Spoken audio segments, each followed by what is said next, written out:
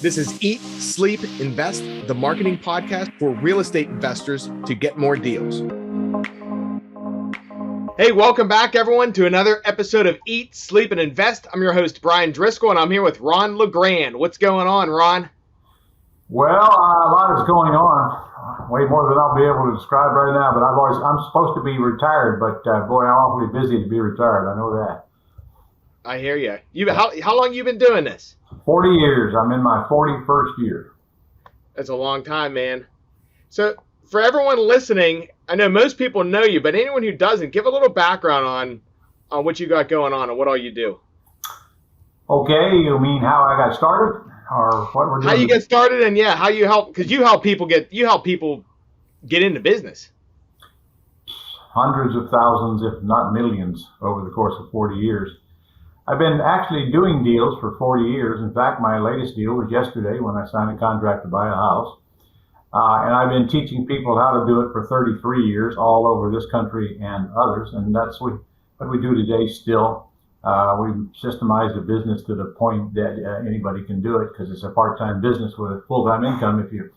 If you let automation work for you and you learn the art of delegating and get the heck out of the way and let other people do like you're a great example, okay?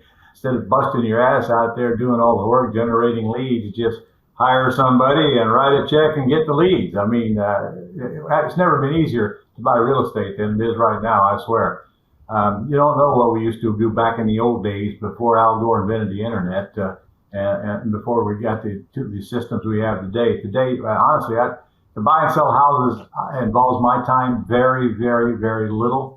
And honestly, I could delegate that out and not have to do anything. But I got to do something, right? I don't have to get up and go to work every day. So, I still buy houses, and I'm reluctant to sell them right now, to be honest with you, Bryan, because I don't want to sell them. I want to keep them. I put lease option tenant buyers in there, and they generate revenue for me for years and years and years by doing the job once. So I get multiple paydays instead of just flipping it, like most of your customers, I'm sure, are doing, or wholesaling or rehabbing and retailing. But, I did that for 25 years before I finally come to a conclusion that this is just a job, for crying out loud. I got to get up every day and go to work, or I don't get paid. All right, I get paid well, I get it. But, I go to places like Connected Investor and other masterminds that I'm a part of, and I see all these guys out there spending all their time wholesaling and rehabbing, and every single one of them has asked the question over and over, what if I'd have kept about half of those houses, especially in the last couple of years when the inflation just made a lot of people rich just because they own real estate. I mean, I've got houses that have almost doubled in price in the last 2 years. And what do? I don't do anything, but my team collects the rent and makes the payment. And when we lease option a house out to a tenant buyer, they're responsible for all the repairs. So we don't get any calls for, unplug toilets and things like that. So having tenant buyers in houses is totally different than having tenants in it. So I come from a tenant background. Today, I don't want any tenants. All of them I want to be tenant buyers. They give me a great big multi-$1,000 check before they get the keys, called a non-refundable option deposit. And then they keep paying me every single month. And I get the depreciation and the appreciation. And the big one is the debt pay down, which people forget sometimes. And we do all of this without using our money or credit. We don't go to the banks and borrow money.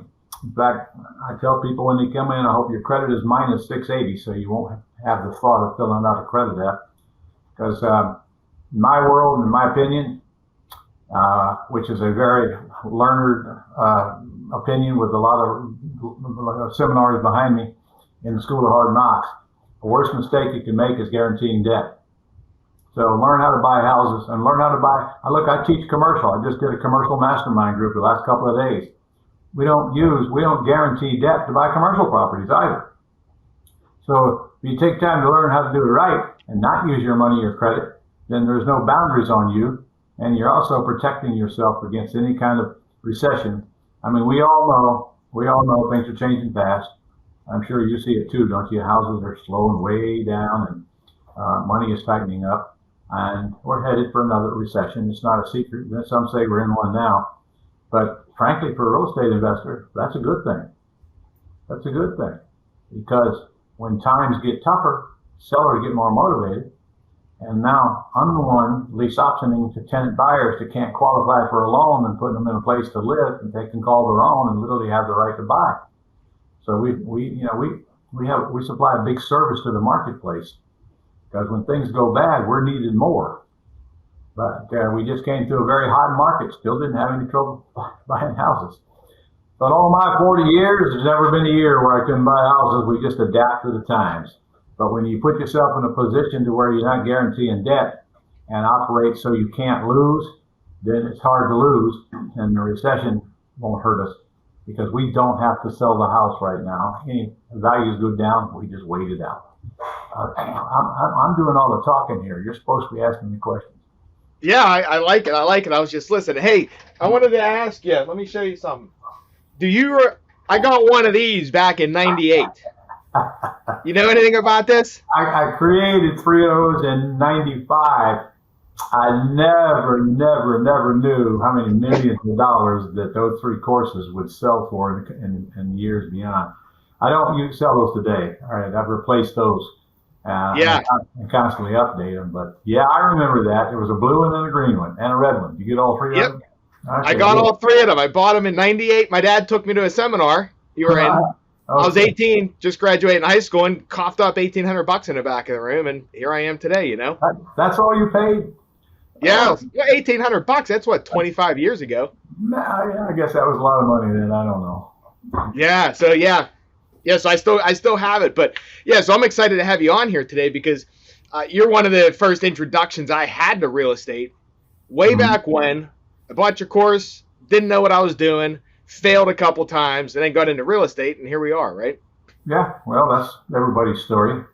So, by the way, I got a new book coming out called Lessons Learned. So it filled a book, and I could have filled an encyclopedia this thick. Yeah. You know what?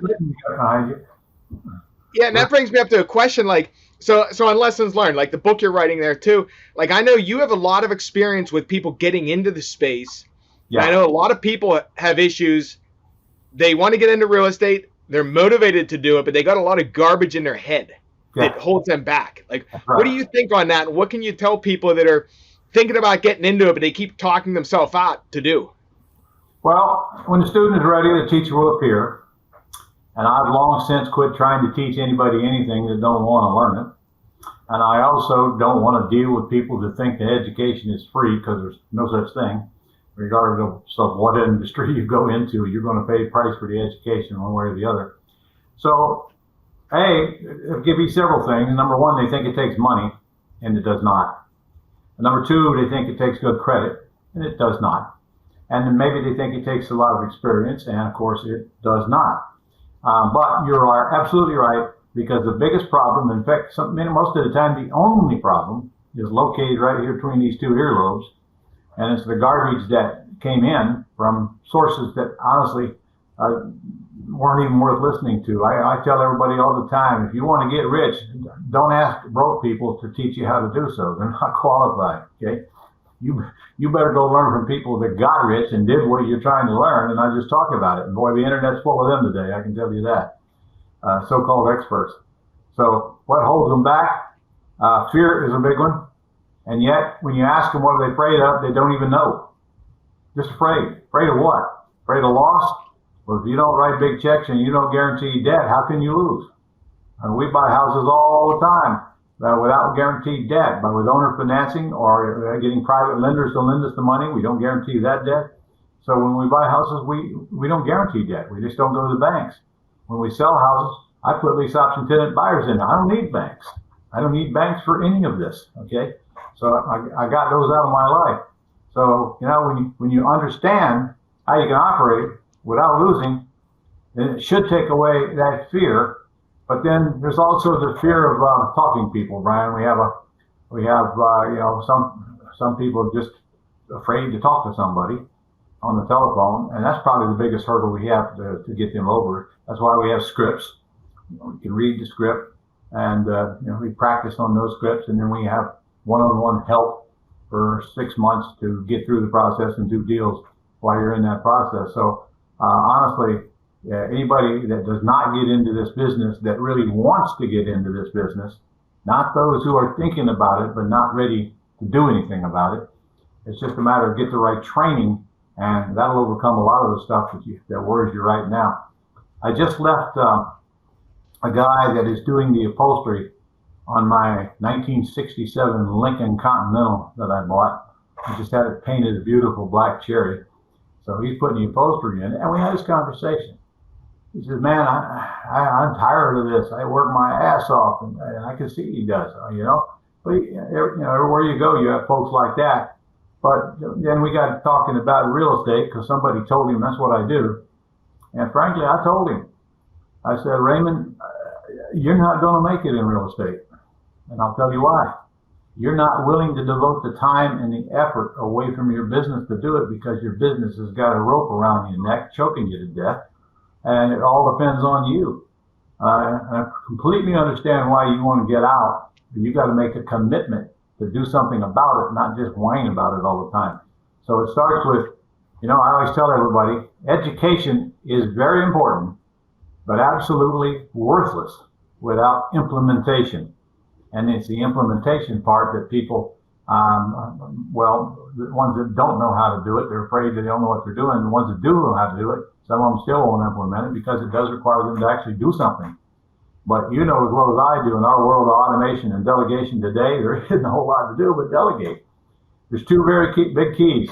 I'm in the business of terms. I like terms. I've rehabbed 1,000 houses. I've wholesaled probably more than that before I figured out that terms are better, for all those reasons I discussed earlier. And when you're in the terms business, you got to generate leads from sellers who want to sell, and we'll take terms. Okay, that's the minority, not the majority. Always has been. Of course, every business you get in, you're working with minority, not the majority. So if you get in this business and you don't know how to find these sellers, what's the best thing to do when you don't know how to do something? Get somebody else to do it, okay? Right. Right now we're looking at a guy in a yellow shirt that'll do it for you, for crying out loud. So the two big keys is this: generate quality leads and master the phone call with short scripts. Once you do that, there's nothing really left for you to do but go out to the house, finalize it, and get a contract signed, because selling a house today is probably the easiest thing you've ever seen in real estate, especially when I'm putting tenant buyers there that can't qualify for a loan. 10 times easier to sell than selling it to a cash buyer who's got to go get a loan. And I will always have a market, because 70% of the people who would love to buy a house cannot qualify to buy a house. They can with me, because I hope their credit sucks when it comes in, okay? It's not about their credit. I get multi-$1,000 deposits, 5 to 10%, and I get high rents because I'm supplying homes to that 70% that can't qualify, and in exchange they got to do the repairs as a condition of the option. So I changed my rental world altogether, as I said earlier. So lease options. So my exit strategy is very easy, is what I'm trying to say. It's not about finding a buyer, it's choosing the best one of the pile that come at you when you let the world know they don't have to qualify a bank to buy a house. And that'll never change. Yeah, that's true. 40 years, I don't care what the economic climate is out there. People always have to have a place to live. There will always be sellers and there will always be buyers, because humanity has to have shelter. And so this is a business that's never going to die. And we just change with it. We just change with it. So I don't even remember what the question was, Brian. Yeah, no, you did a good job about people in their headspace, but that brings up what you were just talking about, terms. Yeah. So I know most people know what terms are, but for people that don't know what terms, you're talking no money down, we buy on terms. Elaborate on that. All right. Well, sometimes you have to give them a small down payment, and usually if I don't give them much money, I'm winding up paying the closing costs. But on the other hand, suppose I have to put out $15,000. I'm going to go put somebody in the house, get $30,000 back within the first 30 days. And then I'll own the house and have all those benefits. So when I buy with owner financing, which means that the seller takes back a mortgage or a deed of trust. And that's true whether they have a loan on it or whether it's free and clear. So if they have a loan, it's a first mortgage. If they have a loan, it's a wrap. If it's free and clear, it's a first mortgage. So the seller finances the deal. And then a lot of people out there right now are taking over debt subject to. In other words, the seller just deeds you the house and goes away and you own the house. So Those are and of course, then there's always lease with an option to buy, which I don't do because I want to own the house. But those are the three ways to buy houses on terms. And so again, the whole game is find the people who will sell on terms and deal with those. And there's the hottest of the hot markets. So we always was able to find people that would sell on terms. Yeah, how are you finding people? Because I know, so I'm in a digital space, so we find motivated sellers, but they're just motivated to sell. They don't even know what terms are, things like that. Most of them don't. That's right. Why we have a script, and we have virtual assistants that call the sellers and fill out property information sheets. Okay, on that property information sheet, asked by our VA, which are cheap and do all the work. What the question is, would you consider would you like to hear about your other options other than all cash? And if they answer yes to that, then that's what we call a yes lead. And now we get on the phone and use the script. And here's what the hard thing for people to learn is, number one, shut the hell up and quit talking too much, because everybody talks too much. And some of them talk too fast. There's 14 things people do wrong on the phone. And that's what I teach. When you are able to handle that call correctly, your deal flow is going to go through the roof. Okay. When you screw up that call, you're going to wonder what's wrong. What's wrong is you. You haven't figured out to carry on a conversation. And that once that skill is learned, that skill is with them for life on all conversations of any kind, even with their own children. So one of the big things I teach is ask questions and answer questions with questions. And don't do seminars. Don't get diarrhea of the mouth. And kill all of the ums and the ahs and the you knows. And stop talking too fast. Stop talking too much. And the big ones is quit begging. People don't know they're begging. They're begging. I promise you. And when you first start making these calls, you're going to suck. So get over it. Everybody does. Okay. And I don't care how much experience you had in the sales business, you're still going to suck because you got to learn the scripts and you got to learn to shut the hell up. It's very rare you meet a salesperson in any industry that don't just talk too much, man. So it's a learned art. Ask questions. Here's when we get down to that we think they're going to take terms. First question is, well, Bryan, if you and I can agree upon the terms, what would be the least you could take for the house? Okay. Come on, play the role with me. Say $100,000, $100,000. 100,000. That ain't gonna buy much anymore. So you want 400,000, huh? Right? No, you're saying right. Okay. Is that the best you can do, Bryan? I might be able to do 380. Okay. All right. We're heading in the right direction. So if usually when I buy your house, I buy it with nothing down. Okay. Okay. You're too easy, man. You're too easy. What do you mean nothing down? What do you mean nothing down? Well, I pay all the closing costs, and we close with my attorney, and they do it correctly, and everything's recorded. So I'm putting money into your house, but not a down payment. That's how we usually buy. Okay. You want to argue with me on that one? Huh? Well, what do you? Come on, make it tough on me. Make it tough. Well, so what do you mean? You're not going to give me like a lump sum? No, I'm actually making your monthly payment for you till your loan is paid off, and I'm paying your closing costs.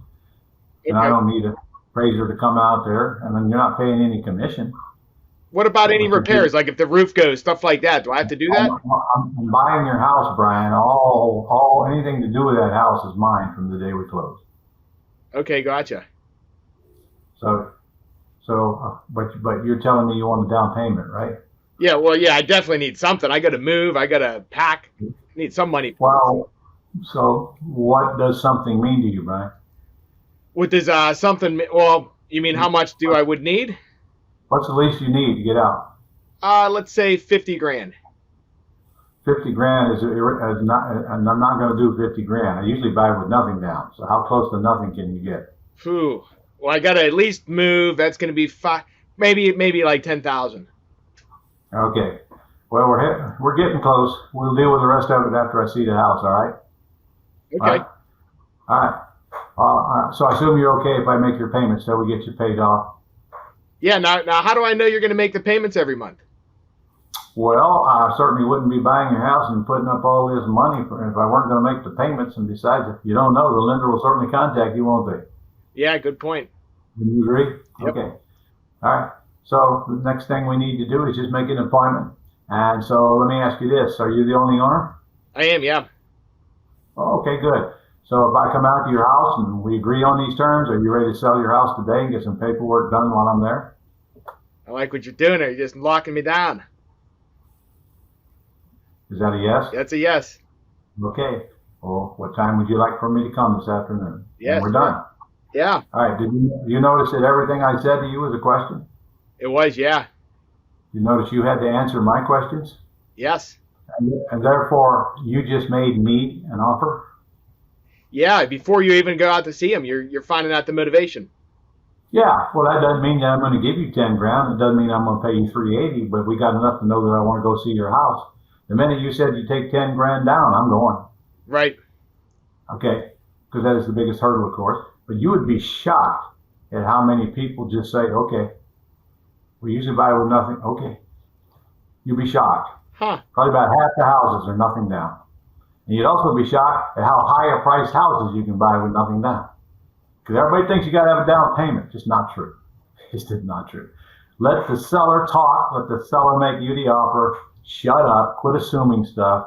Ask questions. Answer questions with questions. And don't beg. Did you hear any begging in my voice? No. Okay. Well, I dare you. I dare anybody listening. Go ahead and make one of these practice calls. Or make a real call to the seller and then play it back with a barf bag close by. You will hear yourself begging that you will never hear unless you record the call and play it back. That's the only way we can clean up your bad habits. I got 14 things people do wrong. One of the biggest ones is begging, talking too much, and talking too fast. Yeah, those are really. Which I'm doing right now, huh? And that is where a lot of people struggle. Like a lot of people struggle on that initial call, which is so crucial.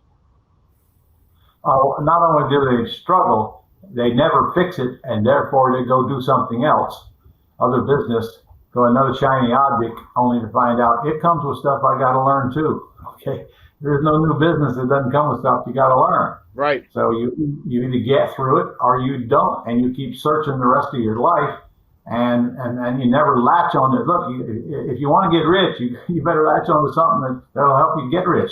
Most people latch on to golden turds and suck up their life that there's no way they can ever get rich with them. Look at all the people out there in the brick and mortar businesses out there. And most of them are never going to get rich.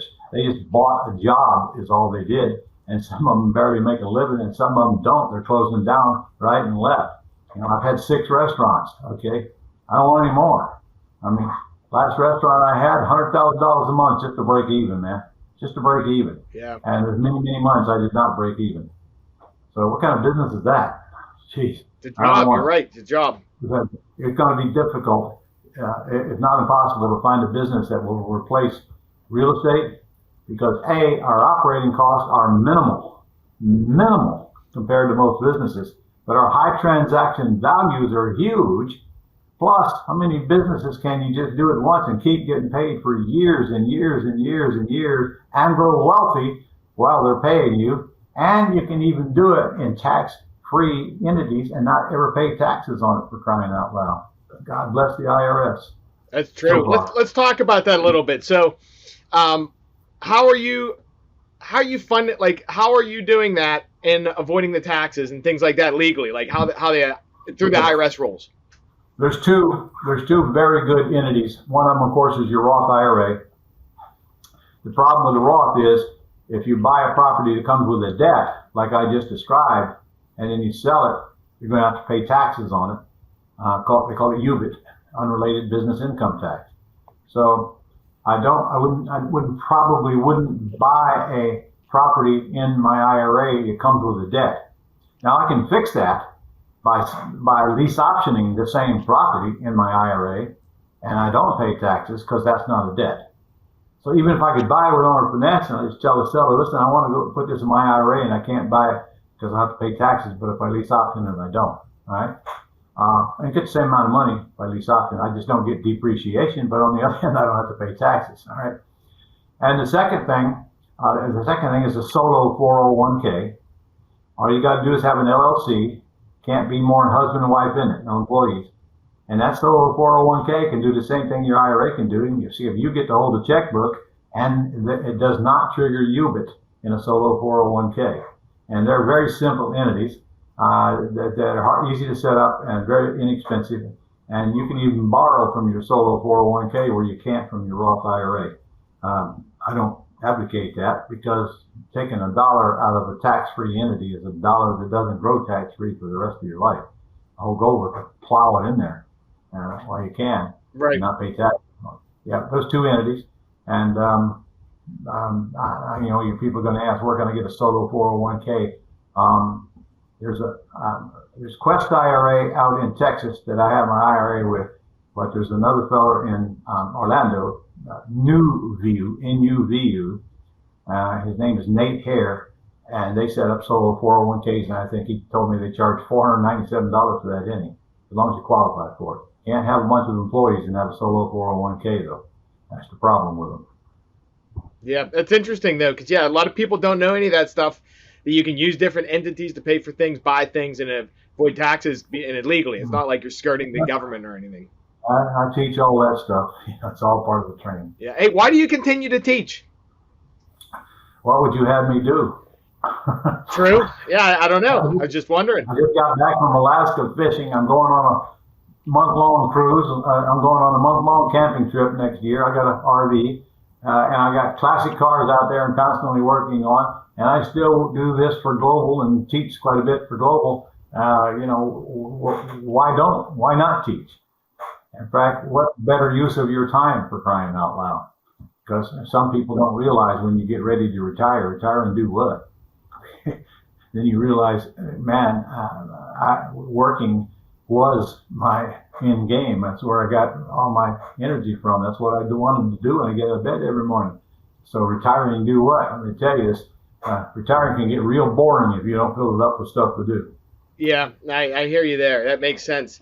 What's your so you've been doing this 40 plus years. What's your number one success story from students? 'Cause I'm sure that's probably awesome. Probably one of the reasons you still do it too, because you get to change people's lives. Every week we get letters. Every week. Bryan, I don't know. I got so many of them. It's hard to pin it down to one. I know one fella in California wrote us a letter recently that he just topped $100 million in commercial property they bought. But I got a lot of, I guess it really defines what the definition of success is.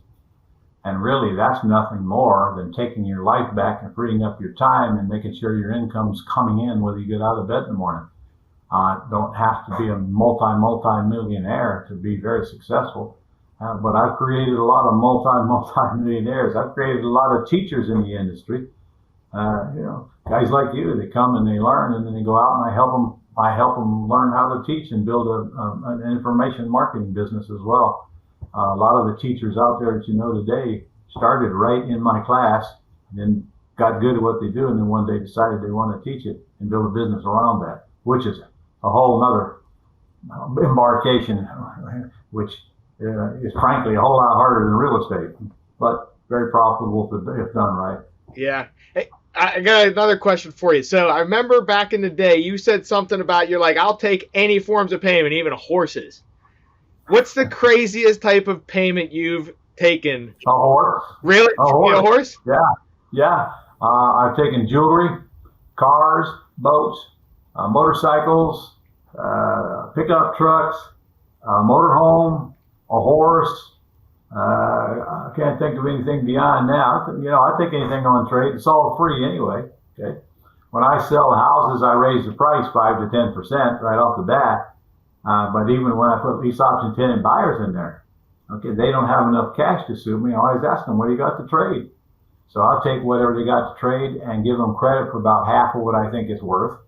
And if I don't want the thing, I'll just sell the thing. I sold the horse right where it stood. I never brought the horse home. That's crazy.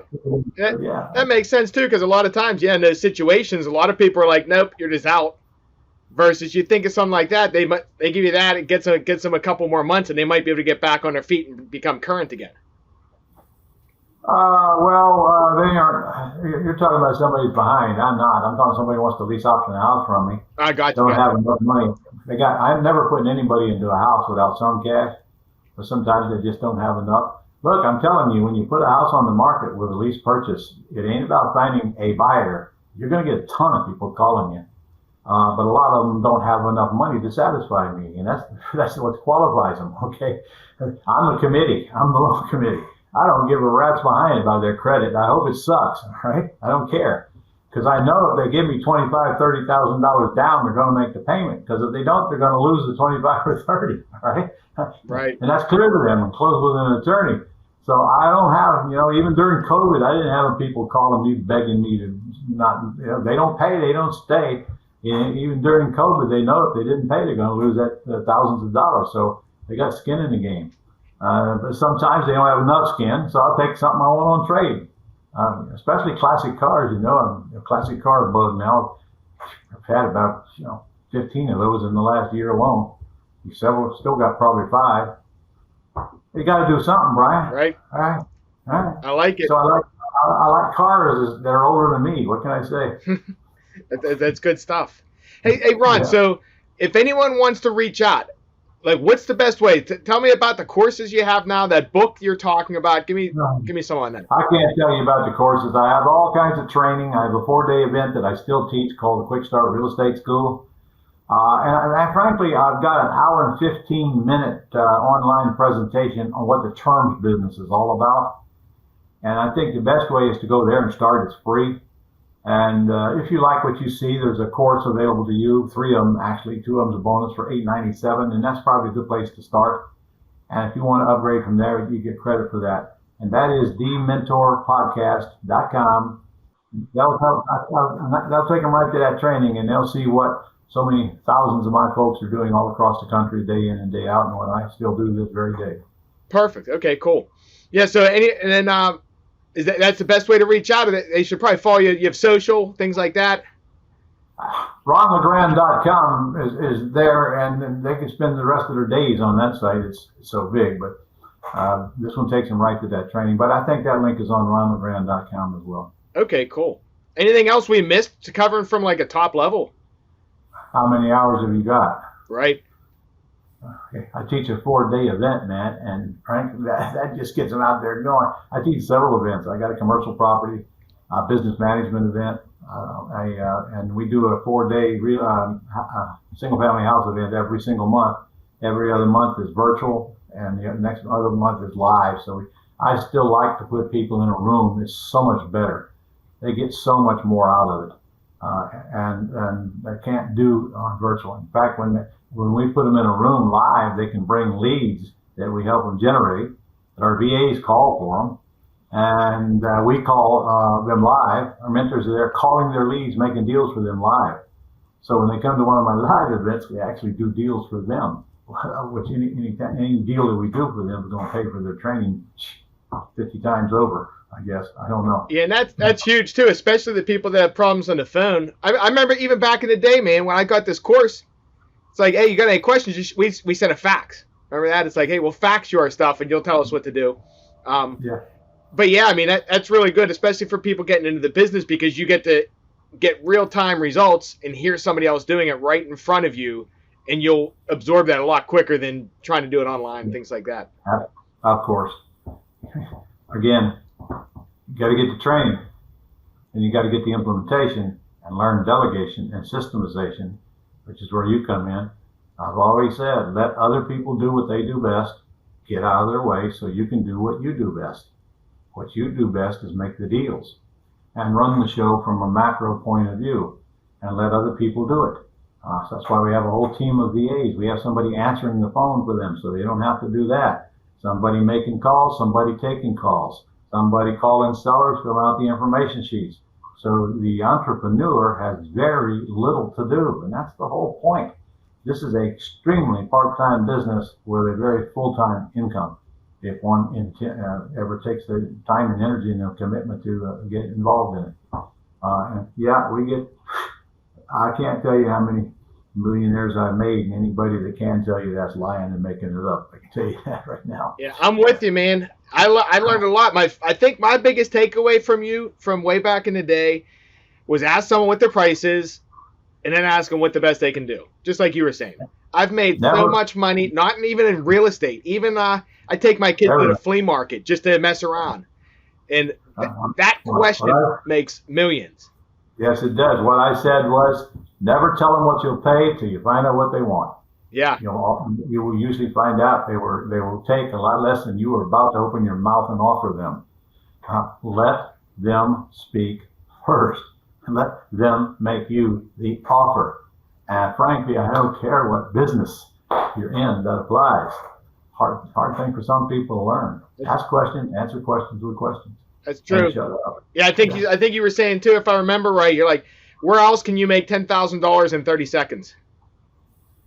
Well, I don't think I said 30 seconds. You know, however long that question takes, you know, like, yeah, okay. Now I see what you're talking. Yeah, it's true.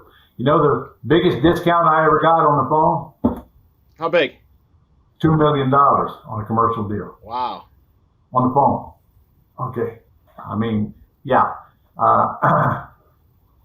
What comes out of your mouth will determine what goes into your bank account. Yeah, and that's huge too because you can see the person's motivation. If they're asking 400 and they say they can do 395 or 330, you know, okay, if they drop to 330, there's a lot of room. If they're 395, they might have a mortgage or whatever. What you're talking about is pre-screening. Right. Pre-screening is a whole lot cheaper than running around town looking at houses you're never going to buy. And a lot of people do just that because they think they're doing the right thing. No, they're doing the wrong thing. You get into this business, you've got to learn that there's only a few things that you got to do and everything else needs to be done for you. And hanging on the internet all day is not going to make you any money. And having committee meetings with your family to get permission to succeed, that ain't going to help you. Going down to Office Depot and loading up on office supplies when you don't even have an office yet. Asking your accountant if it's okay if you do this, how the hell would he know? Okay. I mean, people just look for things to do to waste time that don't matter. I mean, two things they need to focus on: generating quality leads and mastering that call. After that, the rest is pathetically easy. And I remember you told me earlier that when you generate leads for people, that your people get 1 out of 10 deals. Yeah. 1 out of 10 leads. Okay. Well, that's because they know how to handle that call. And I bet you the better they get at handling that call, we could increase that to 1 out of 7. You're right. Yeah. Yeah. It's all about that call. All right. But I also tell people, Bryan, don't be spending money on leads with a guy like Bryan if you're not going to follow up on them and you can't handle that call yet. You're just wasting money. And then you'll be turned off very quickly. And frankly, he'll be working for you, setting you up for nothing because you're not going to be an ongoing customer. So, you know, each thing in its order. That's so true. And then start spending money. There's a lot of things they can do free to get leads, but I'm telling you, there's no better leads than quality leads like the ones you generate that somebody else has already talked to first, or sellers calling you. And there's a big difference between those and the ones that are advertising on the internet. That you got to chase them. Those are the folks that you got to make a lot of calls to get a deal. Now RVAs call all those folks. We deliver those leads to our people every day in their inbox. But it takes a lot more of those kind of leads than it does your quality leads to get a deal. But that means they got to spend money to get the quality leads. Okay, right. Show me a business where you don't have to spend a little money to get business, for crying out loud. What's the big secret here? You know, why is this such a big shock to people when they come into real estate and think they actually got to spend a little bit of money? And I mean, your average lead costs what? So I'm going to interview you here now. Yeah, our average lead's roughly about 200. Okay, so if your guys get 1 out of 10, they got to spend $2,000 to get a deal. Right. So what's their average deal worth? Average deal depends on, I'd say minimum 10,000. Anybody that wholesales a house for $10,000 is either paying too much or selling it too cheap. And I don't care how cheap your houses are where you live. You know, my folks get $20,000, $25,000. In fact, what am I saying? We wholesale one this week. This week, made $37,000 out of it with one of my students that's in one of my groups on one lousy wholesale deal. Okay, so suppose it's 20 grand. And frankly, if it ain't 20 grand, you need to fix what's broke and quit buying and paying so much or selling so cheap or both. And 20 grand, let me see. Who would pay $2,000 to get 20 grand? If you're watching, there'll be a test at the end, and that'll be on the test. And the answer is should be everybody. But that's not how people think, Brian. To their credit, well, most people who come from a job and get into the business, they don't know the business side of the business. They don't know what you got to do to get customers. And right, I'm telling you, any customer, most businesses will spend more than $2,000 to get a customer that can generate them $20,000. Most businesses don't have a product that can generate them $20,000. I mean, I think of the people out there. I just paid 20 grand to get all my fancy gutters put on my house. Now, it took them 3 days. Well, I got a big house, okay, and I got a couple outbuildings beside. It took them 3 days to put all that on for that 20 grand. You can go out and flip a wholesale contract. And think about it. This guy put it under contract. 3 days later, he had multiple offers, and the next day he got a contract, sends it over to the attorney, and waits for a check.